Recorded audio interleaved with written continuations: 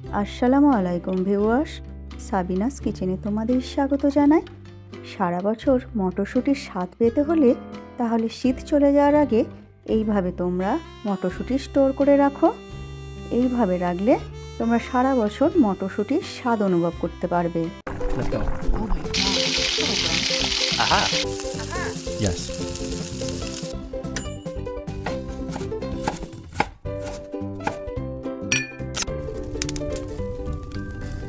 Wow. Thank you. আমি এখানে 2 KG মটরশুঁটি ছাড়িয়ে নিয়েছি। কড়াইতে আমি বেশি করে পানি দিয়ে 1 চামচ চিনি দিয়ে দিচ্ছি। চিনি দিয়ে যখন পানিতে এইভাবে ফুট ধরবে তখন আমি মটরশুঁটিগুলো দিয়ে দেব। ভালো করে নেড়ে দেব। নেড়ে দিয়ে আমি ফুটতে দেব। মটরশুঁটি পানিতে দিয়ে 5 মিনিট ভালো করে ফুটিয়ে নেব। ফুটিয়ে নিয়ে আর বেশিক্ষণ ফোটাবো না, বেশি সেদ্ধও করব না আমি। 5 মিনিট ফুটিয়ে নিয়ে এরপর আমি একটি জালি জায়গায় ঢেলে পানি ঝরিয়ে নেব।